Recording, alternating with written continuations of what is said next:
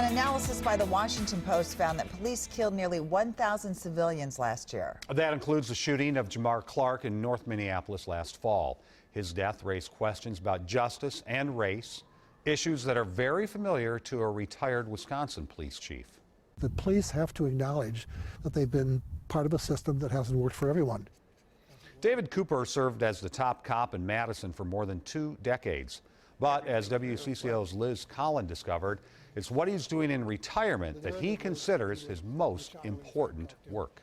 Public support is the #1 problem of law enforcement today. That appeal first appeared in the then Minneapolis Tribune in 1967, the middle of the civil rights movement. I think it's very similar. David Cooper was the author and a Minneapolis police officer. We see these videos today, but we've got to remember in the 1960s, everybody sat down for the 6 o'clock news on one of 3 channels and watched police in the South beat the crap out of black people. Outspoken about his profession from the start, Cooper wore his first few badges in Minnesota, from an officer in Edina to a North Minneapolis detective, eventually Burnsville's police chief, where again his unique approach made waves. When advertising positions, Cooper recruited a new breed of police officer to join what he called the Domestic Peace Corps. And then we started to see kind of a change in the dress. And required his officers to wear blazers instead of the typical uniform,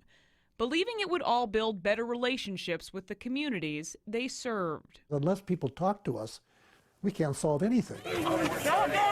Watching what his profession is going through now, Cooper can't help but see parallels to the past. In his latest book, Arrested Development, he chronicles his concerns about deadly force, corruption, and the militarization of police departments. You've said before that the nation's police departments owe the public an apology. The police have to acknowledge that they've been part of a system that hasn't worked for everyone, hasn't worked equally for poor people and especially people of color.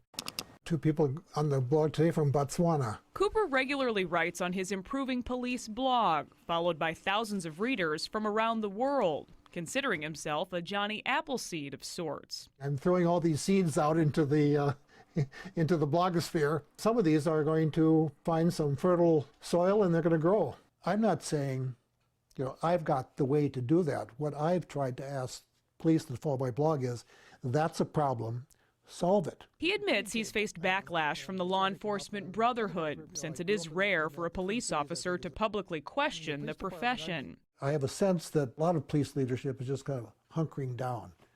Because if they've been in the field long enough, if you wait long enough, it blows over. I don't think that this is going to blow over. After retiring as Madison's chief in '93, Cooper went on to seminary. He now serves as the pastor of a small church near Milwaukee. But he says it's his passion for social justice that has always pushed him forward, along with the rule that all relationships are built on trust. Police in a democracy can't do their job unless they're trusted. That's the fact. Liz asked Cooper for his take on what has happened in Minneapolis since the Jamar Clark shooting. He believes the police did the right thing by letting the protests go on as long as they did.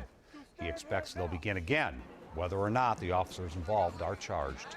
Cooper says studies have shown the more you wait and work with protesters, the less violent they become. You'll find a link to Cooper's blog on WCCO.com.